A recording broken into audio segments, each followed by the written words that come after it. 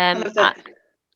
I'm Natalie from Botcher England. I think I do know most of you, but it's Rachel who's delivering for us tonight. So I'll hand over now. Real. Hi, so for those that have not met me before, I'm Rachel and I'm tutoring tonight. So I'm a tutor for Botcher England, been involved now in the sport for about 17 years, and one of my roles within the sport is as a national classifier. But I'm also a classifier with athletics, and I'm also training up for swimming, so classification is definitely my thing. Love it. So what I'm going to do, hopefully you can all see the slides. I'm just going to quickly, it's not death by PowerPoint, I promise. What we're going to go through is classification in general. So, you know, what is it? Where does it come from? Why do I have it? Then we're going to look at the BISFED classifications, so BC1 to 5. We're then going to look at a couple of extras that Botcher England have got, so the 6 to 8s. And then basically what I want at the end of this is I'm not training you to be classifiers. You don't need to understand everything about it, but I want you to be a bit more confident so you can support your players or your coaches through the process. So that's what we're going for tonight. So a couple of things, we've got a couple of little activities to do. So if you can participate in those, that would be great. One thing feel free during it to ask questions in the chat. Natalie's going to kind of keep an eye on that for me. So if you've got questions, do ask them. However, a big rule of classification, at no point tonight will I discuss an individual's classification with you, even if it is your own. So yeah, questions can't contain the name of a player, the name of yourself, anything about your own classification. I just will ignore them. We won't answer them. So that's just my rules, I'm afraid, at the start, and that's just a data protection thing. So we're going to get straight into a little activity. So hopefully this was in the email that you got, that I would like you to look for 10 items that are on your desk. So they can be anything: your phone, keys, your cup, your laptop, your mouse, anything you have on your desk. Really quickly, I'm going to give you like 1 minute. I want you just to put them into 3 separate groups. Every item must be in a group, so everything has to go in a group. And I just want you to put them into 3 groups. Once you've got your 3 groups, just in the chat, just let me know what's in your 3 groups. So group 1 has got my cup, my pen and my mouse. Group 2 has got whatever else it's got, okay? So 10 items into 3 groups as quick as you can. I'm going to see if I can see the chat while I'm still presenting. I can. This is where everyone, you see some things that people have got on their desk and you think, why is that on your desk? Did this once and someone had like 3 bottles of rum. Best desk ever.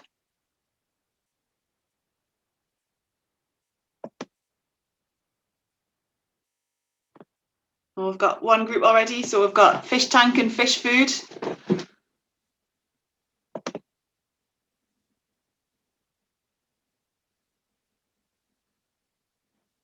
Like it, Liz? So things to write with, things to write on, and some snacks. It's a good desk if it's got snacks.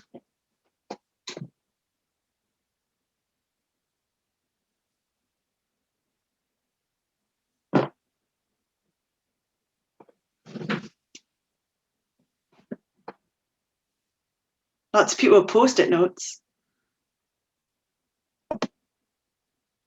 There's no reason to do this other than I'm just nosy. I like to know what people have on their desks.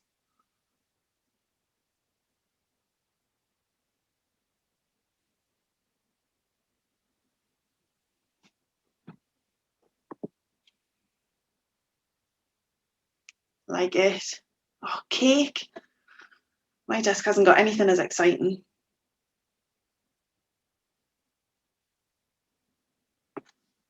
Some good group stuff coming through. Brill. I think most people have put something in, so I'm just going to shunter a little bit about that. So what you've done there, 10 items, and you've classified them. So without me giving you any information about why I want you to classify them or how, you've all managed to do it. So you've looked at 10 items, you've picked some characteristics and you've gone, well, actually these 3 items go together, these 5 go together, and these 2 go together. So you've looked at those items, assessed something about them, and you've put them in a group to match them together. That is all classification is. The only difference is with classification, you're looking at people. So you're looking at a person, you're seeing what group they fit in, and you're putting them in that group. So what you've done with those items, it's exactly the same for classification. So that's with random objects, so just things you've got on your desk. So the next thing I'm going to do, I'm going to show you a lovely picture of 15 beautiful animals that I've blatantly just stolen from the internet, going to be honest with you. So 15 animals. So what I want you to do again is group them into 3 groups. You don't have to put it in the chat this time unless you want to, but just group those into 3 groups. There's no rules. You can group them however you want, as long as every animal is in a group. So 15 animals into 3 groups for me.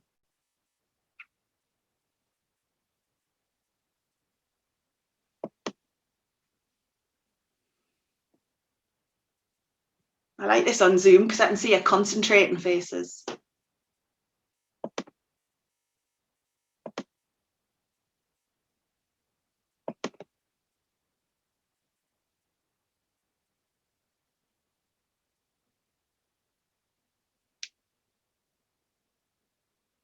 So don't overthink it. Just what would those 15 groups, 15 animals split into 3 separate groups.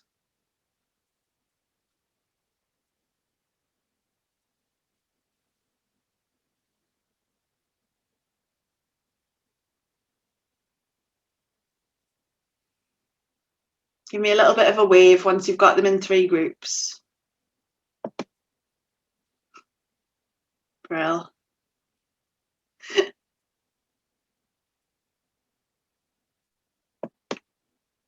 All right.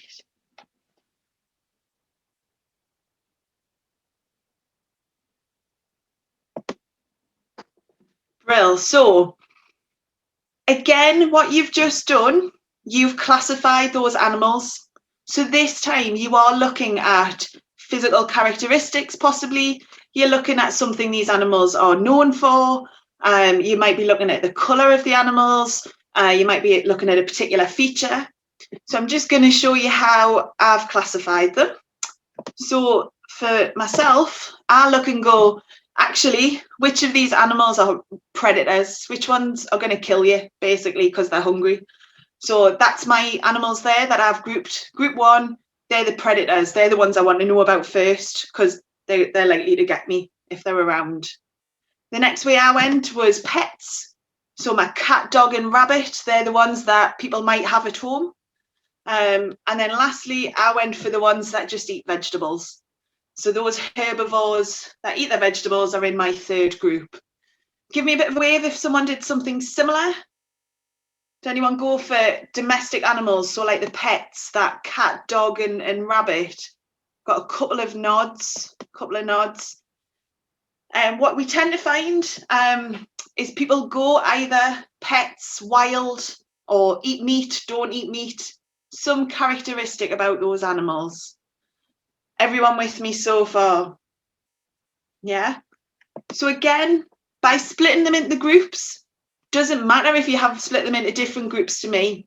It's classification. You've looked at them and gone, do you know what? You've got something in my brain has gone. You're similar for some reason. You're in one group. You're similar for a different reason. You're in the 2nd group. That's classification. So I'm going to make it a bit harder this time. Same 15 animals. So exactly what you had before. You've got 3 groups again, but 1 group are your runners, 1 group are your jumpers, and the 3rd group are going to throw. Now, you don't have to put every animal in this time. If you could, that would be amazing. but you don't have to. So you've got one group that are going to run, one group that are going to jump, and one group that are going to throw. Which animals would be in which group for you? So run, jump, and throw. Which animals would be in which group? This time, if you can put it in the chat, that would be really great. Just so I can see who's thinking the same.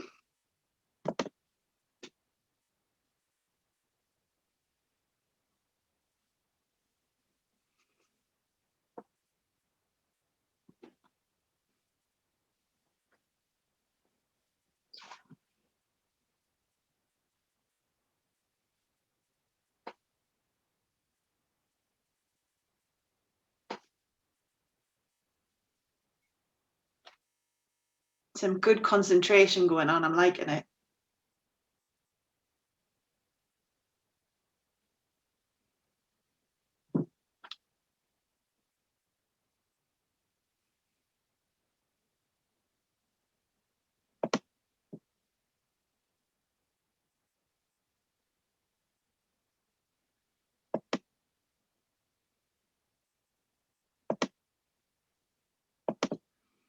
So once you've started splitting them into those three groups, if you could put them in the chat, that would be great. So who's in your running group? Who's in your jumping group? Who's in your throwing group? Georgina's pretty similar to me with rabbit, cat, frog and squirrel as jumpers. Yeah, Thomas is pretty similar as well.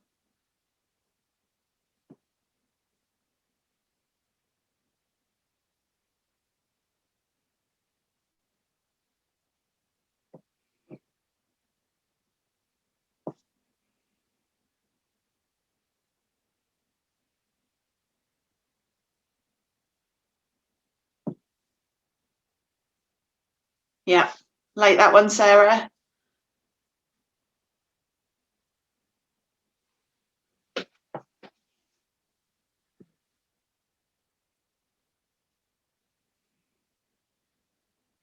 Yeah.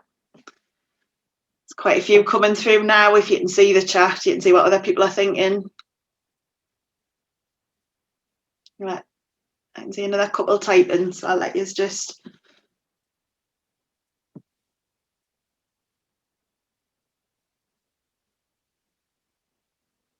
Brill. I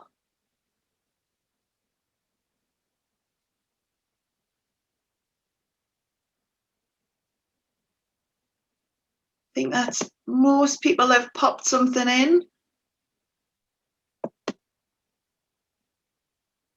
Brill.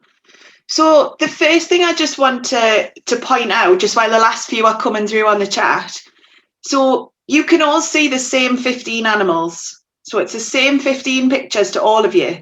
Now, instantly, the gorilla particularly, some people have said it's a gorilla. Some people think it's a monkey. Some people think it's just an ape of some kind. Even already, we're looking at the exact same thing and saying three separate things. So it's the same image, but three of us have described it differently already. So straight away, you're seeing the subjective nature of classification. You might look at exactly the same thing, but actually what my perception of it is very different to what Caroline's perception might be, or what Gemma's perception might be. It can be very different. I've also given you all the same information. So these animals are going to run, jump and throw. Some of you have put in the jump the frog, the rabbit. Some of you haven't put the rabbit in that jumping section, or maybe haven't put the squirrel to throw, you've put them to jump. So again, it's just reinforcing that even with the same information, you've gone, actually, in my opinion, this animal would be better throwing than they would be jumping. So I'm just going to show you how I would have split these, just because I like to share what my opinion is. So these guys in the little blue circles, these are my runners. So I would not like to be running away for my life in front of a polar bear, for example. They're going to run and they're going to catch me up. It's more to do with me being pretty slow than anything else. But these guys are my runners. That's my running group. So I've looked at their physical characteristics And I've said, do you know what? Your advantage would be to run. That's what you're going to get the best out of. Then looked at the jumpers, and then I've got these guys in green. So looking at it again, at their physical characteristics, they've all got really strong back legs. They're going to be the best at jumping. Then I've gone, right, which ones have got really strong arms, really good hands or paws for gripping? Who's going to be able to chuck something? They're the throwers. Then I've got this one little guy in yellow, just on his own. So he's not particularly good at running. He's not good at jumping, and he's not going to throw because he's just got his wings. So this guy in my 3 groups, he doesn't fit into them. He's not going to get any good advantage. It wouldn't be fair to put him in a running competition against a polar bear. It wouldn't be fair to put him in a throwing competition against a chimpanzee or a gorilla or whatever we're calling him. And it wouldn't be fair to make him jump against a rabbit. So this little guy, for my 3 groups, he's not eligible. I'm going to just tell him, off you go. You're not going to be part of this competition. Maybe you should try a flying competition down the road. This is not for you. Now, this is exactly what we do in boccia. So we look at and in all disability sport, we look at their physical characteristics and we say, this one has really, really good arms. They've got a really good grip. They can stretch their arm out. They are going to be really good at throwing. But actually, this eagle is just not going to, it doesn't need to be here. They're not eligible. They can go and do something else. That is all you're doing in classification. You're grouping people together or you're grouping things together so that they get the best out of a competition. And within that, there are going to be some people who are just not eligible and don't quite fit into those groups. Give me a bit of a wave if you're with me so far. Everyone all right? Perfect. So I'm just going to show you a quick video. Hopefully with technology it works. Give me a little bit of a wave if it comes on and you can hear it. Hopefully it works. Classification is crucial to parasport. Without it, competitive sport is not possible or meaningful. It establishes who can and cannot compete and groups athletes into sport classes. Disabled people who are not eligible to compete at the Paralympic Games can continue to enjoy sport, but they are not on a Paralympic journey. The classification system of each sport is different, but its aim is always the same: to minimise the impact of someone's impairment on the outcome of competition. Classification might seem complicated, but so are people. No 2 para-athletes are completely identical. Athletes may look different to their competitors, as there is a spectrum of impairments in each class. To be classified, athletes must submit medical information, go through sport and impairment-specific tests, and they may be observed in competition. During the classification process, athletes must give their best effort and a true reflection of their impairment. Athletes can choose someone to accompany them during this process. Sorry, that's me. To enter a national competition, the athlete must go through national classification, run by the sport's national governing body. This should mirror international classification as much as possible. To enter an international competition, the athlete must undergo international classification, run by the sport's international federation. This outcome always overrules national classification. Classifiers work in panels of at least 2 and make decisions together. They decide which class an athlete competes in. They are trained by the International Federation of that sport and must have relevant professional qualifications. For example, they could be a physiotherapist or an ophthalmologist. Intentional misrepresentation, where someone fakes their level of impairment, is cheating. If it's proven, athletes or staff can face a maximum 4-year ban. Comparing competition results, personal bests, or season bests on its own is not evidence that an athlete has been misrepresenting their impairment. An athlete may change class for a number of reasons during their career. This does not mean that they were misrepresenting their impairment before they changed class. Depending on the nature of their impairment, an athlete could be classified multiple times during their career. An international federation can put an athlete through the classification process again if it thinks the athlete may have been given an incorrect class. Athletes may need to go through the classification process again when there are changes made to the sports classification rules.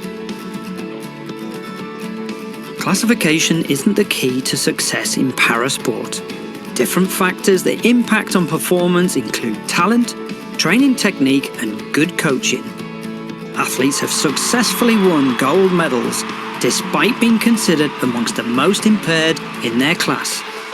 For further information, please visit our classification page at paralympics.org.uk.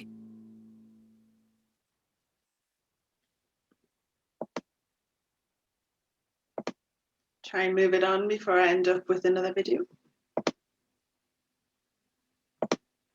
Well, so that video just reinforces what I was saying about classification is putting people into groups to minimise the impact their impairment has on their competition.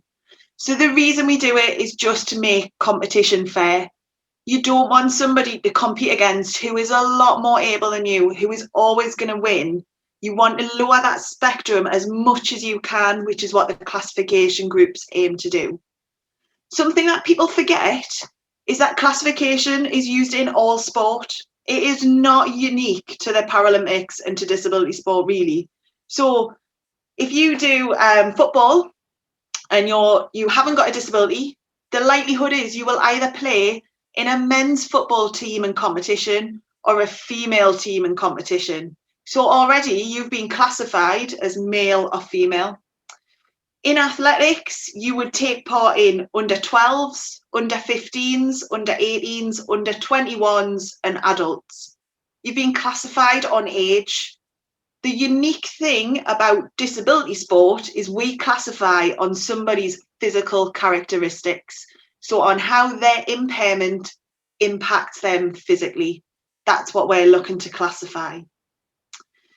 It is different for every sport. So every sport needs to decide what technical demands they have, what's important within their sport, and they classify according to that, which is why somebody might be eligible for athletics, but not for boccia, because actually there might be something about them that makes them able to take part in athletics, but actually for boccia, you're just not quite right. You're not the target audience we're going for.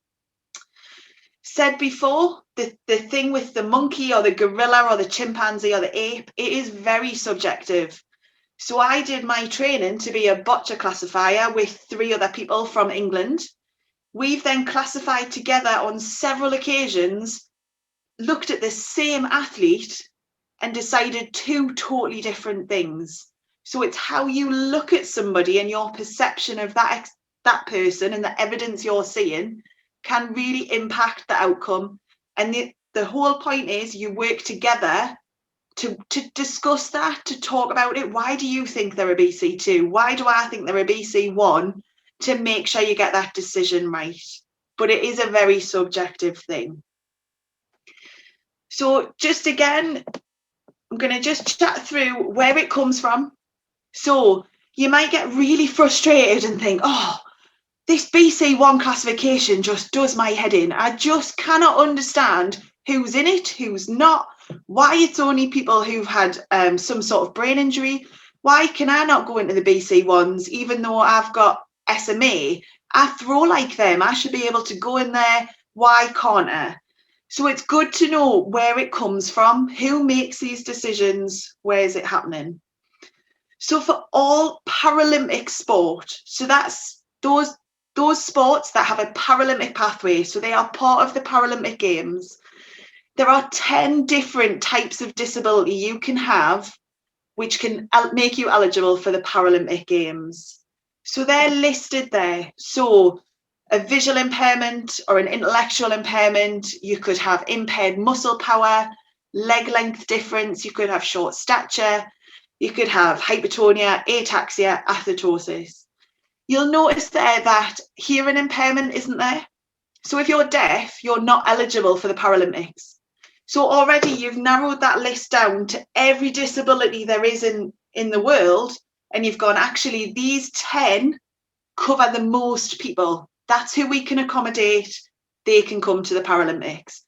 So the Paralympic Committee have gone, well, there's all these people in the world with all these disabilities. We're going to take this group. And that's the Paralympic classifications.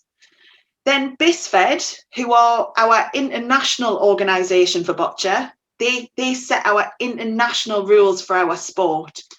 They come along and go, well, as a sport for boccia, we want to cover those people who really, we're their only option, we're their only sport, they are the most severely disabled, we want to cover those people. So they've gone, you know what, within this group of 10, we'll really focus on those guys that have got hypertonia, ataxia, athetosis. So that's just 3 things, 3 impairments that come from having a brain injury. So those 3 things, BISFED have gone, you know what, out of this list of 10, this is our focus. And that's what we're going to start our sport with. But then a few years later, they thought, well, we've got a few gaps. We've not used all of our slots at the Paralympics. Why don't we include these people over here who've got muscular dystrophy? Because actually they need our sport. They can't go off and do something else. But yes, they don't fit into this hypertonia, ataxia, athetosis, but they fit into these 2 groups. And actually, from a sports point of view, they need the same thing out of boccia that the people with cerebral palsy do. So actually, we've now got these 2 groups, and BISFED are quite happy with these 2 groups. We've gone from all the disabled people in the world to Paralympic Committee pick these groups of 10, to BISFED going, well, our sport actually works with these 5 groups. So from an international level, that's who's eligible for boccia.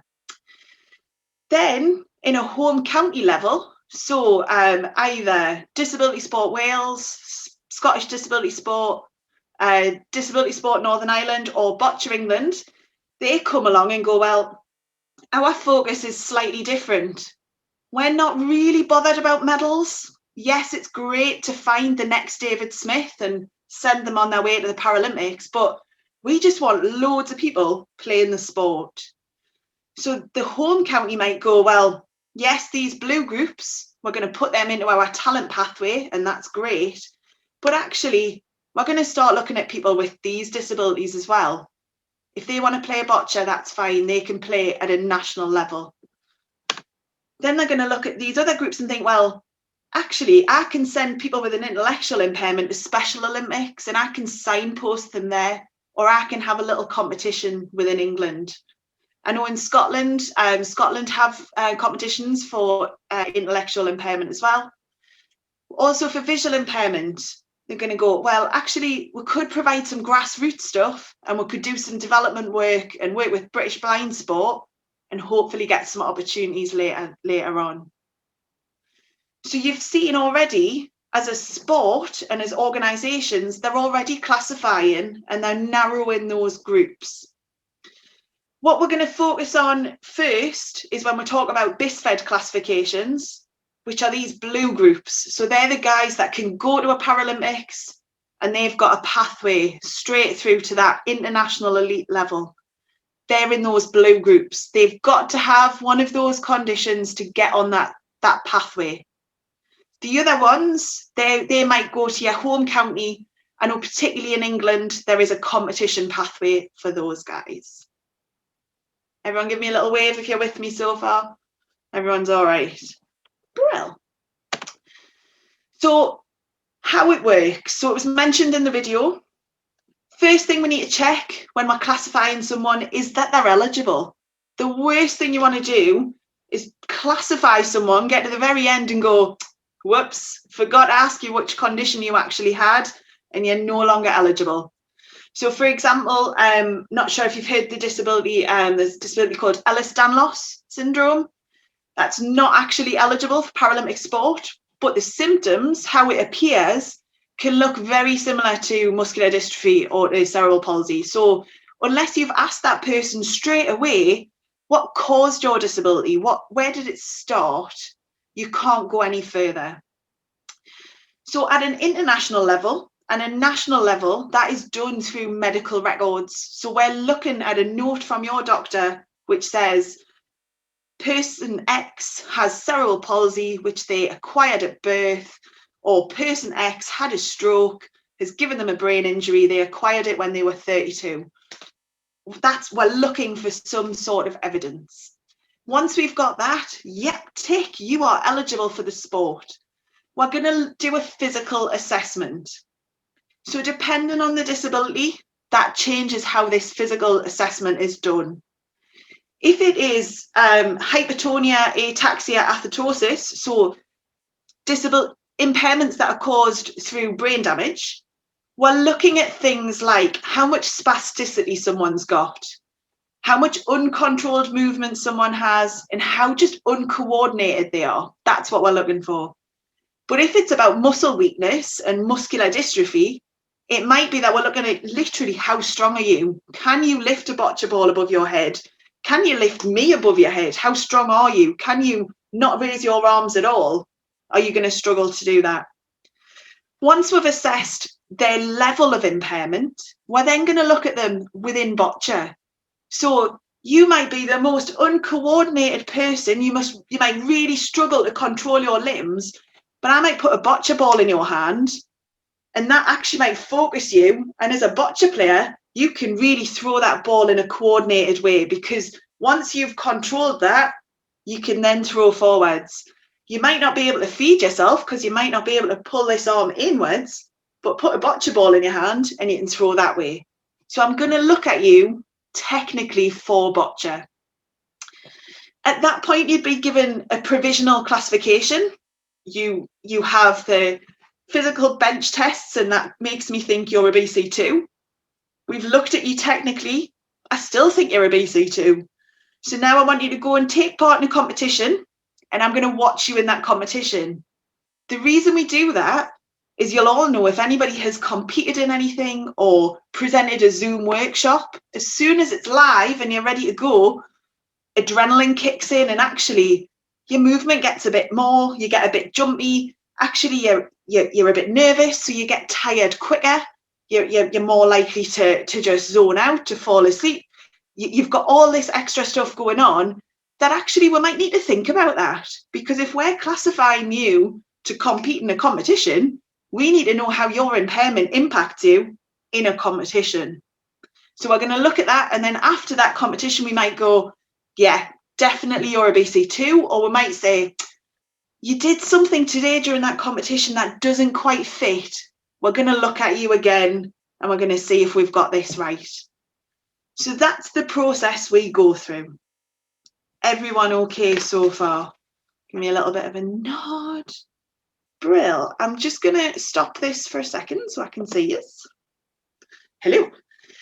So everyone give me a bit of a, everyone all right now? I can see you. All right, yeah. So I've spoken a little bit about hypertonia, ataxia, athetosis, mentioned a few different things. So I'm just going to kind of go through them individually so you know what I'm talking about. So with those disabilities which involve a brain injury, so we're talking about cerebral palsy, we're talking about people who've had accidents and have got an acquired brain injury, people who've had strokes and have got a resulting brain injury. That's who we're looking at for those classifications and those impairments. So everybody has muscle tone. So my muscle tone is what's keeping me sitting up in this seat. It's what lets me stretch my arm out if I want to. This is all the tone in my muscle helps me hold my muscles.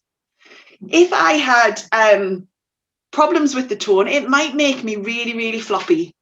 So it might just be that my limbs just flop down to the side. if I don't have a support on my wheelchair, I might just flop forward because my tummy muscles are just not holding me up. But I might have the opposite.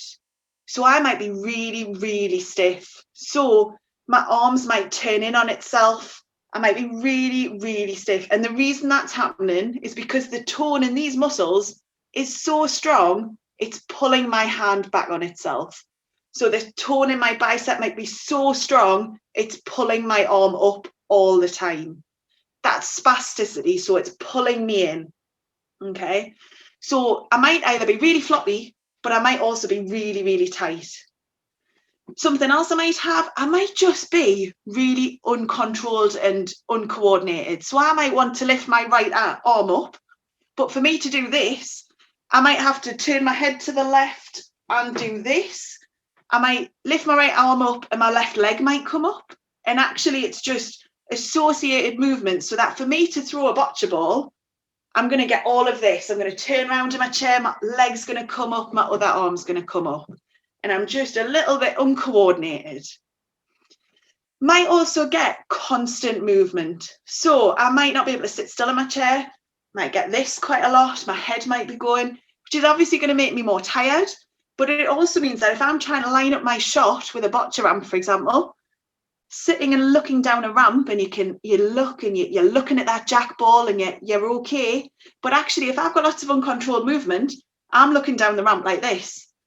So actually, it's how much movement you've got, how much control you can have over that. That's what we're thinking about when we're looking at those classes. So my golden rule, and this is something people get wrong a lot in grassroots classification. So people will say, how is that person a BC2? He's far too strong to be a BC2. Doesn't matter. Really doesn't matter. You can be the strongest person in the world, still be a BC2. You can be the strongest person in the world and be a BC3. It is not about strength for someone who has got a brain injury. Because if you imagine your muscles are really, really tight, they're going to feel really strong. So for example, my husband has cerebral palsy and he has really, really tight muscles. So he's got lots of spasticity. So his arm's up here quite a lot. If I need to put his coat on and I need to move this arm to straighten it out to put his coat on, it will take all of my strength to pull that arm away because he is so strong that spasticity is just pulling him in. Now, that doesn't mean that he is too strong to be a BC2 or a BC1. It's spasticity that's doing that. It is not strength, okay? So whenever someone says to you, but that person can throw to the back of court, they are far too strong to be a BC2. It doesn't matter. It is not about strength. It is about muscle tone and it's about uncontrolled movement or it's about coordination. That is for those guys that have got cerebral palsy or an acquired brain injury. Within bocce though, we do work with athletes where strength does come into it. So our BC4s is all about strength. So it's which guys can lift a bocce ball right up here, which ones can actually only lift it to here, and which ones can't lift it at all and have to do a pendulum throw and have to use momentum and gravity because they haven't got the strength to throw it. They're relying on gravity to throw it. That's where strength comes into it. Obviously, those guys quite often become BC3s, and you're talking about strength for BC3s for those players, but not for your guys with cerebral palsy. Make sense, everyone with me? Yeah? Perfect. So I'm going to go through the classifications. They are not in an order you might recognise, so I'm not going to go through BC1 to BC5. I'm going to do them in a bit of a random order, so bear with me on that and it hopefully will make sense. So I'm just going to share my screen again.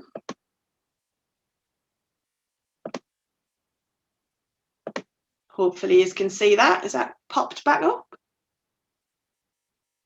I just drink some water out of my pint glass. It's not a pint, I promise. Right, so the people we're going to look at first are our BC3 players.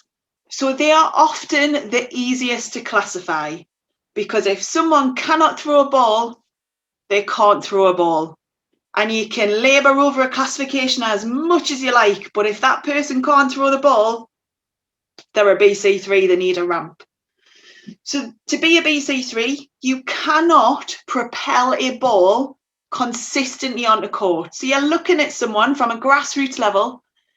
Can they not pick up that ball and throw it 5 metres? That's what you're working on when you're in a community club and you're thinking, is this person going to be a BC3 or not? So can they consistently throw that ball onto court? Now, by consistently, I don't mean they have to be a Paralympic level player and throw it bang on the jack every time. I mean, are they throwing 6 balls pretty much to where they're aiming? Or are they throwing one in that direction, one went behind them when they tried to release it, one went 3 foot in that direction, one went 12 metres in that direction? Is it just scattergun? Or is it actually, I'm aiming at the middle of court-ish? Can I do that consistently? Now, particularly across the UK, we are really, really bad at looking at someone with cerebral palsy and going, well, you can't use your arms to throw it. Here is a beautiful ramp. Very rarely will we go, well, you know what? Your arms are pretty naff, let's be honest. You can't throw consistently, but you've got really, really strong legs. And actually, if I put a ball at your feet, you could kick that ball and you would be fine. Now, we just put a ramp in front of someone, but actually we could say to them, well, how are your legs? Can you kick it? Are you consistent that way? Which is why if you ever watch a World Championships or a Paralympics for bocce, you're more likely to see some of the other countries have foot players rather than us, because it's to do with money. We have the money to put a ramp in front of them. Some of the other countries don't have that money, so they learn to kick it rather than throw it. So that's something to be aware of. Something I see as a classifier quite a lot is a little child, so brand new bocce player, they're 9, 10, 11, they're really little, they're really sweet, they've just taken up this sport, and actually they've been made into a BC3 when they were a little bit younger. And the reason they were a BC3, the reason they couldn't throw that ball onto court, is their hands were just not big enough to get hold of a bocce ball. So actually, if you're little, a bocce ball is a pretty decent size. If you're a 6-year-old, 7-year-old, it's a pretty decent size ball.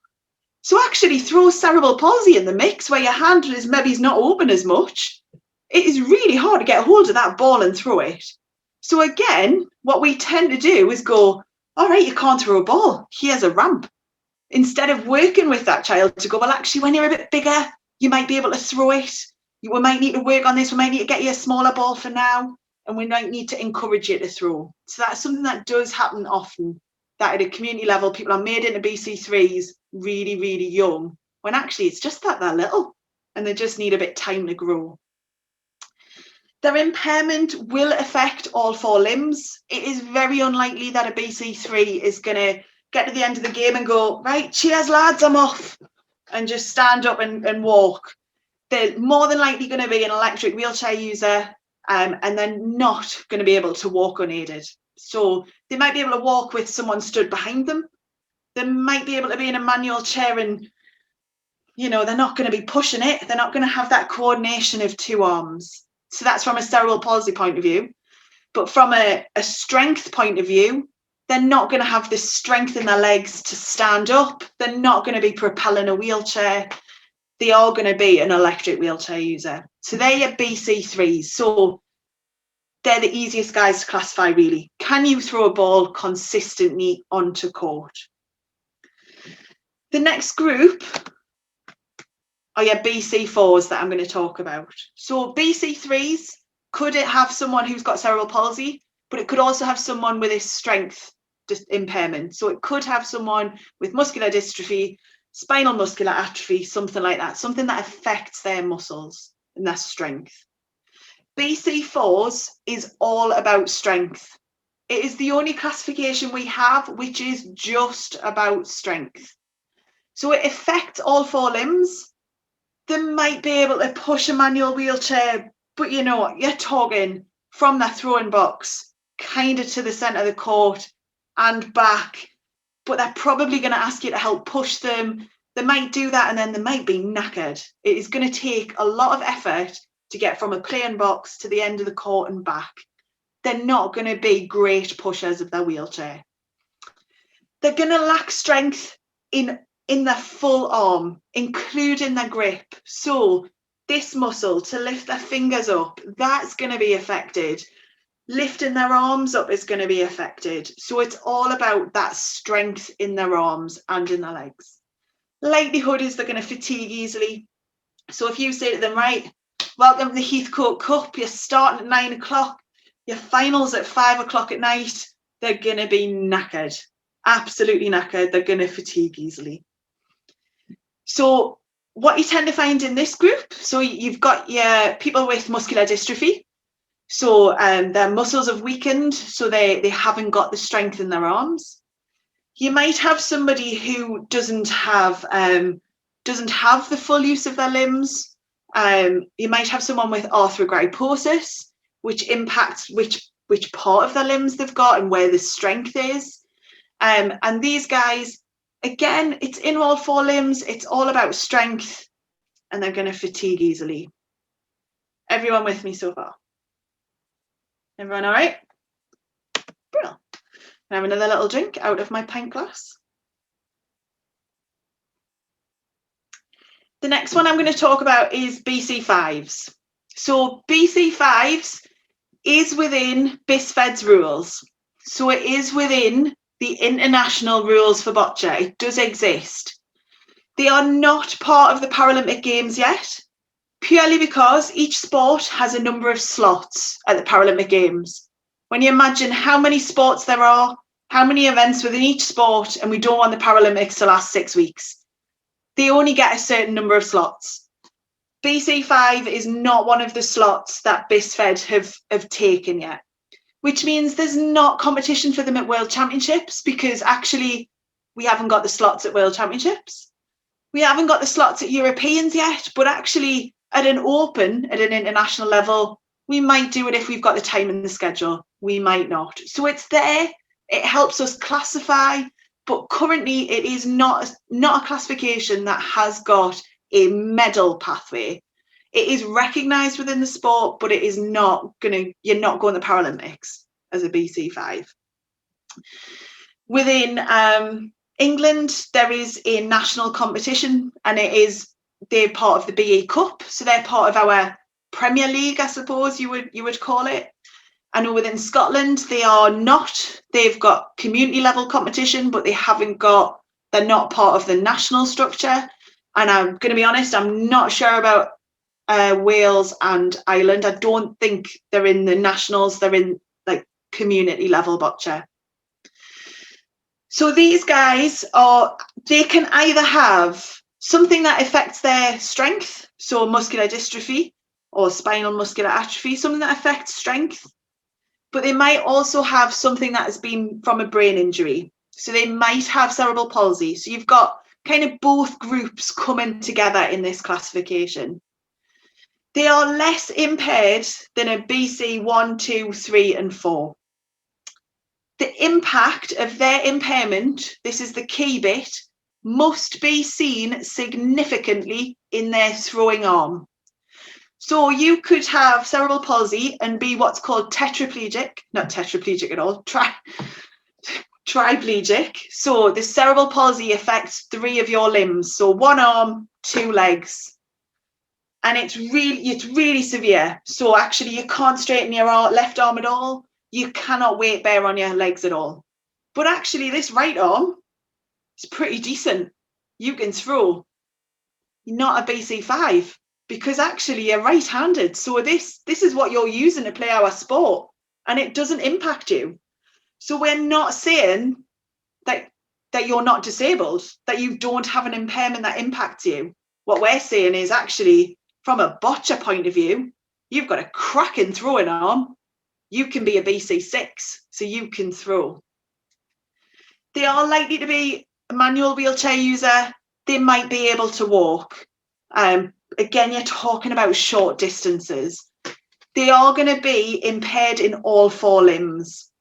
So it is going to affect the whole body, but it might impact their throwing arm a little bit more. Everyone with me so far? Yeah. Well, so then I'm jumping back. So BC1s. The reason I've jumped back, so BC1s are only people who've got some sort of brain injury. So now we stop talking about strength and we're now talking about spasticity and we're talking about coordination and we're talking about uncontrolled movement. A BC1, it will impact all 4 of their limbs. 90% of the time they are a power chair user. They're not, again, at the end of the game, really unlikely to get up out of their chair and go for a wander. They are going to rely on that wheelchair. They're going to have an unconventional grip. So in the picture, you can see it. If you were to hand me a ball, I'm going to open my hand nice and wide, put a ball in, and I'm going to put my fingers around it, and I'm going to throw that ball. With a BC1, you're unlikely to get that.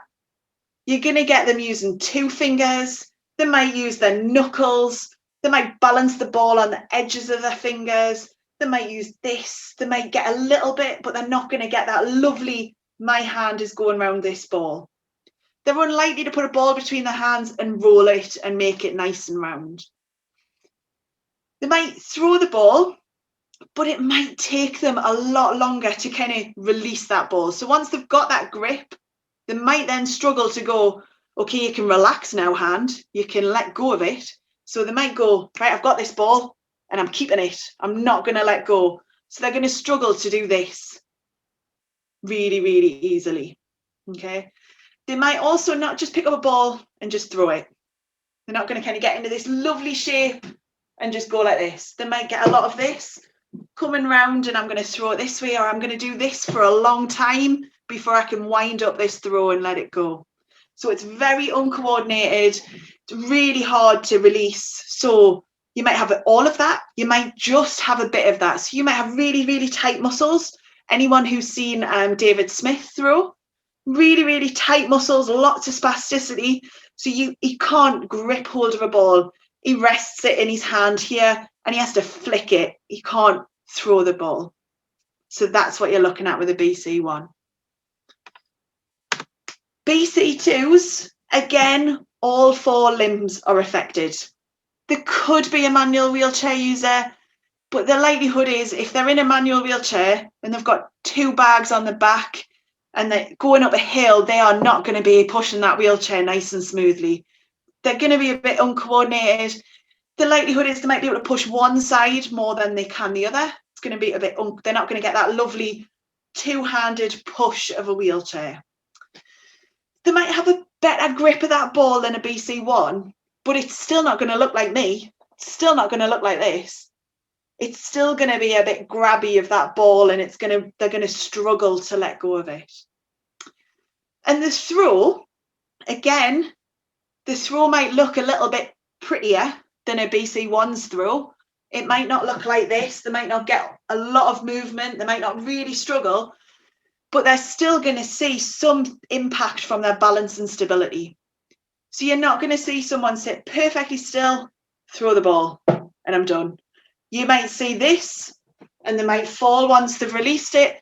They might really struggle to get into that position, and they haven't got a lovely follow through. So if I'm going to release the ball, I'm going to throw it over there, and my arm's going to follow through lovely. BC2, you might get this, where they throw it, and they get stuck. They might get this, and then drop. You're not going to get a lovely follow through to that throw. That's your BC2. Everyone okay? Yeah? So my rule of thumb was always when I was classifying in a community level, if you get a young child comes in and tells you, oh yeah, I want to try boccia. I've been playing wheelchair basketball for the last year and I love it. I've tried wheelchair rugby, not for me. I've done a bit of wheelchair racing. Likelihood is that person is either BC5 or not eligible for BISFED. They are unlikely to be a BC2 if they can propel a basketball chair, catch a ball, throw a ball, propel a basketball chair again. That is unlikely. They're more likely to be a BC5. So my rule of thumb with young ones particularly, What else do you do? What other sports do you do? Do you do basketball? Do you not? Like, oh, I tried basketball, but I was rubbish. None of them threw to us because I could never catch the ball and I was really slow. Well, there might be a reason for that. You might be a bocce player, not a basketball player.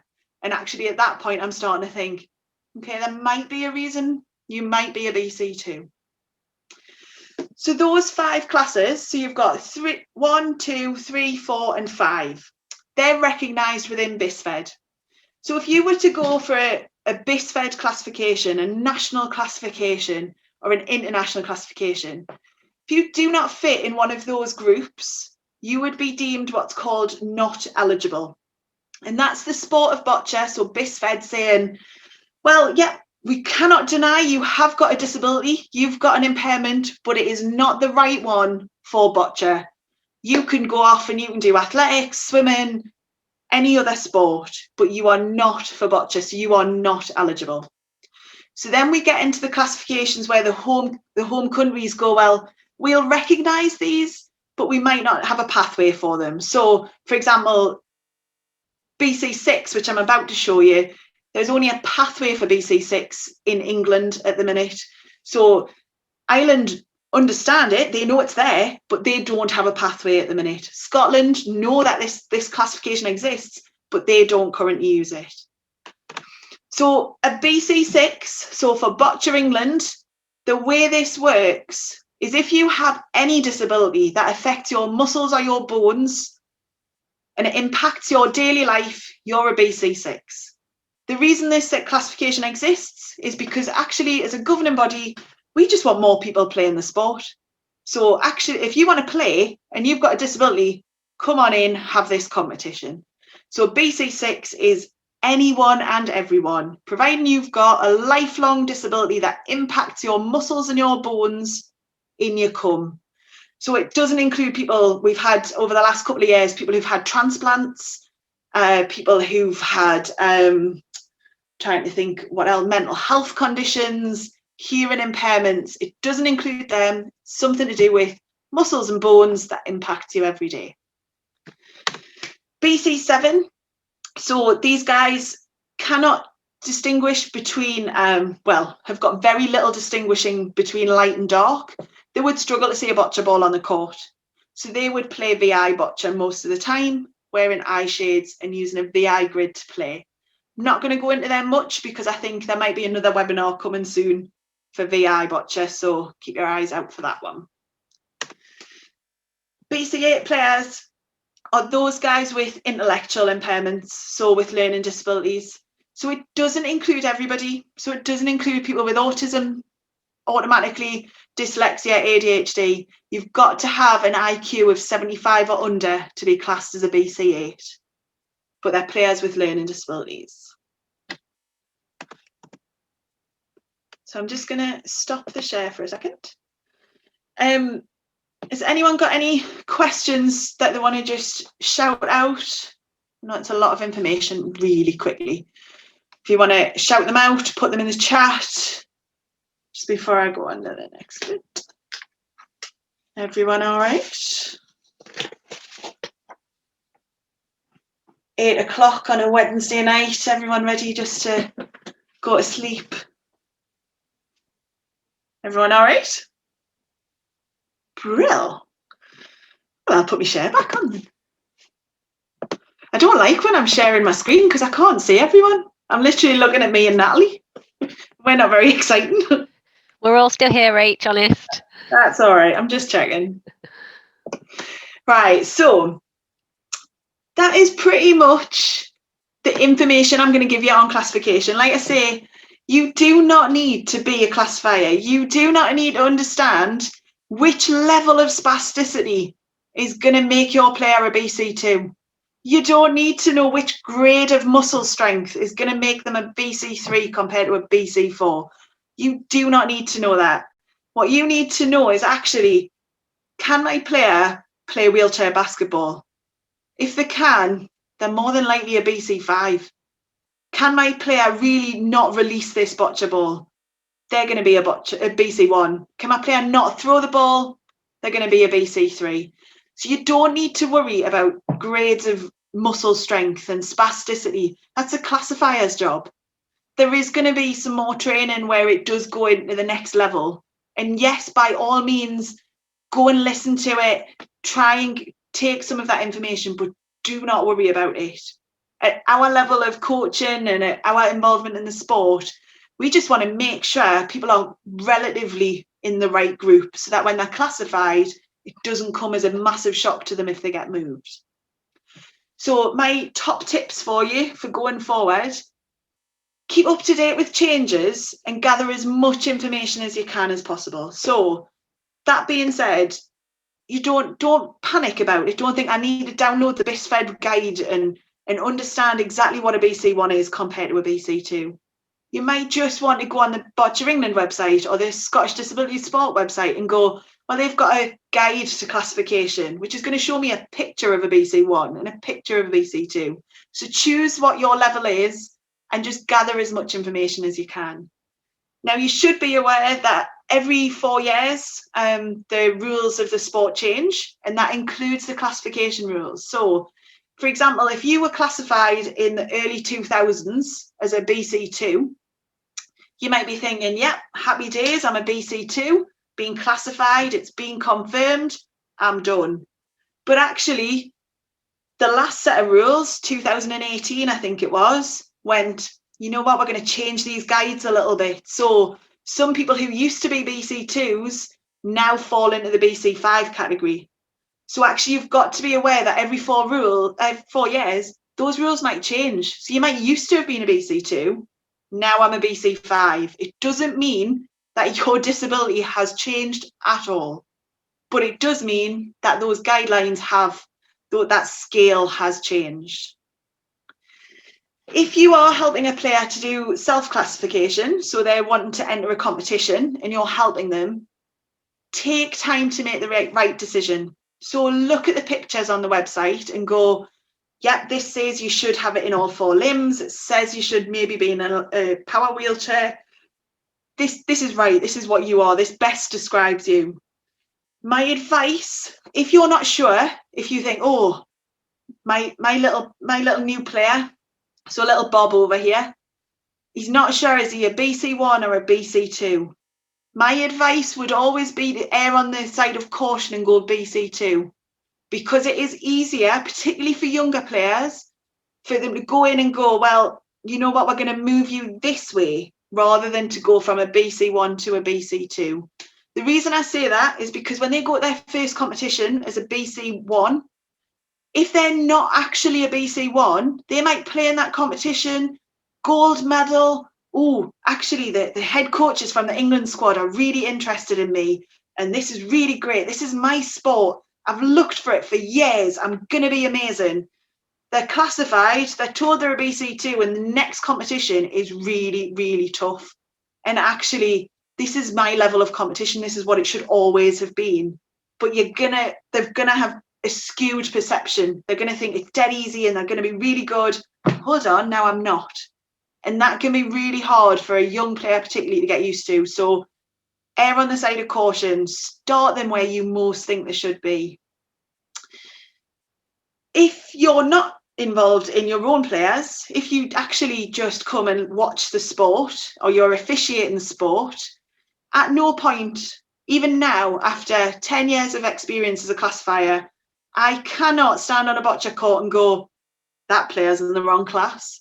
That player's not a BC1, because I have absolutely no idea what medical records that person has, what bench tests that person had.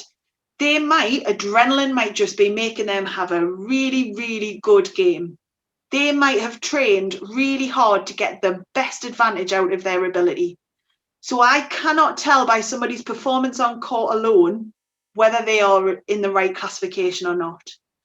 You will hear lots and lots of people who are classification experts and who will tell you, no, that's not right. They're in the wrong class.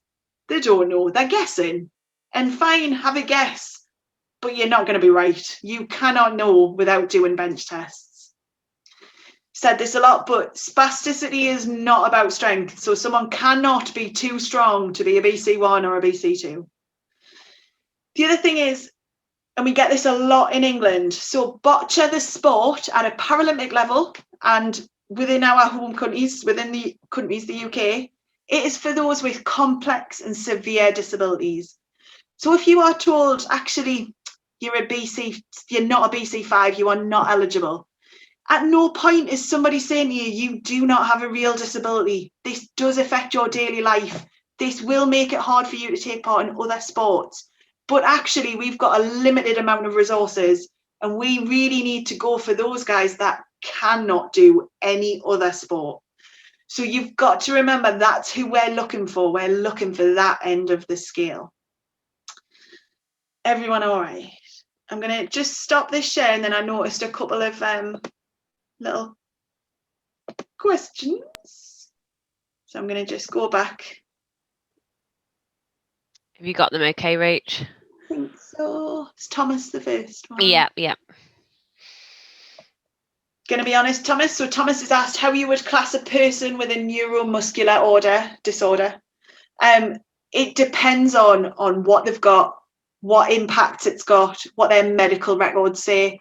So it very much depends on the particular details of that, and it depends what impacts them most. So actually, does that disorder give them more problems with muscle strength, or does it actually give them more problems with tone and with coordination? So it depends. What a classifier will always do, you can go in with 72 different conditions, 72 different impairments, and they will look to the one that impacts you the most within boccia, and that's the one they'll look at. So go in with as much information as you've got, and the classifier's job is to go, right, I'll have that bit and that bit, and actually if I look at this, and what they would do is they would look at it all, and the one that impacts you the most, that's the one they would consider. Okay. And then they've gone. Oh, Carla. So Carla said, just if anyone can't see the chat, how do you explain to someone who has gone from a BC2 to a BC5 if they are a young player and realises that they will not be able to take part in top level competitions? So my first thing would always be to say to them, if they're young particularly, so BC5s didn't exist when I was young. So actually you do not know what's going to happen in 10 years, 15 years, 20 years.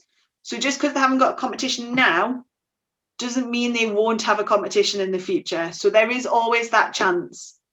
The other thing is though, and it is really hard if boccia's the sport you love, but a BC5 could do swimming, athletics, wheelchair basketball.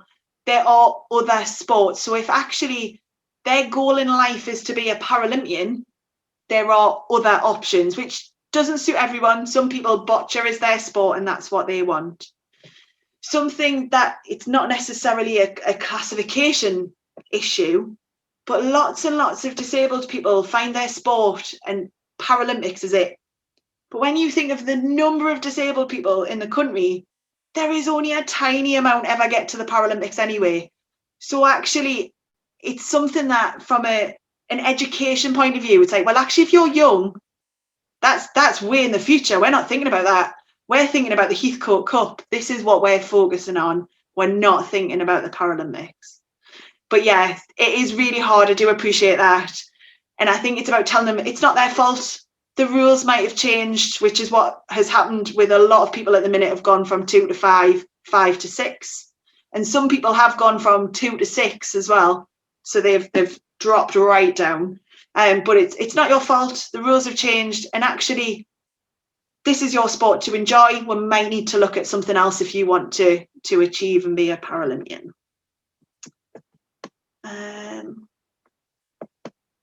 It's jumping. I'll read them out if you want, Rach. There's one from Bob and Viv about asking, if players train to improve, can this ever affect their classification? Nope. So you cannot impact your classification at all. So particularly with those guys with cerebral palsy. So if you've got a very young player or a very unfit player, so and I've seen it before, you get someone who's in their 30s, hasn't done sport before, went through school, never did, we're told you're too disabled, you don't do sport, off you go. They're overweight, they're just unfit. When we see them in classification, we might go, oh, you're a BC2 because you've got absolutely no use of your core and your trunk. That isn't because of their impairment. That's just because they're a bit unfit. So we might see them and go, oh, you're a BC2, and then see them a year later when they've trained and they've lost a bit of weight. So actually now we can see that core, and we might go, oh, we got that wrong. You're actually a BC5, not a BC2. Now, technically, they have trained and changed their classification, but that's just, it's not the impairment that's changed. It's just our ability to see it because they might have lost a bit of weight. Somebody who is classed as a BC2 because the level of spasticity in their arm, that is not going to change. That is a medical thing that, short of having Botox or some sort of medical treatment, that's what you've got. We do see it a lot between being a child and an adult. So you grow into your body. So you might, as a child, might be like this, but actually as your bones grow and pulls your muscles, you might stretch out a bit. So someone might go from being 9-10-year-old BC2 to actually I'm a teenager and I've grown a bit and now I'm a BC5, which is why you would never get a confirmed classification until you were an adult. So until that puberty has happened. So you can't train it out, but you can grow it out effectively. Yeah, interestingly as well, there's a couple of people that were on the session we had last week, which was a conditioning session from Bob, and we talked to similar, didn't we? Someone asked about, can conditioning affect the classification? Very much the same answer. So yeah, that was an interesting one. Yeah. There's one from Gemma in the box, Rach, which says, is there any guidance on how to support BC8s in competition? So that's those with intellectual disabilities. So, for example, if they need reminding not to pick up the ball until the ref signals, etc. Yeah, it's a really tough one. So from a national governing body point of for the sport, so within England, particularly for you, Gemma, sorry, there isn't. So that person is choosing to take part in the national sport. So they have the rules, and it's that person is taking part in that competition. But there is Special Olympics, which has adapted rules. So they have what's called divisioning, which is classification. So it takes all the BC8s and splits them into 5 separate groups. So it's a funny one. It's about training, and it's as much as you can help that person to understand. But at a competition in a national governing body competition, the rules are the rules, and that's what they stick to currently. And my advice would be Special Olympics if you can, because it is really good, and it's lovely to see someone who maybe has been a BC8 in a big group of people with learning disabilities, and they might be at the really bottom of that under level of understanding. Then they go to Special Olympics and they're grouped in a smaller group, and actually they get quite a good level of success. So yeah, that would be my advice. Not great though, I'm afraid. No, and just general local opportunities might vary in terms of like level of rules. So that's another one to look at. There's lots of opens at the minute. Oh, well, in normal times, pre-COVID. Another question just coming from Angela. So players with MD BC4 can move to BC3 as their condition progresses. Do players move from BC2 to BC3? No. So it would be very, very rare to go from 2 to 1 or 1 to 3 or 2 to 3. So the level of brain injury tends to stay the same. We would never classify someone within a year of their brain injury, because that's when things are settling down. Obviously with cerebral palsy, it's normally happened at birth. So, but if someone was in an accident, we wouldn't do that. But 4s can become 3s. Yeah. I can't see any of them now. There's no more at the minute, but if anyone else wants to pop anything in the chat box or come off mute for any more questions, we can do some more.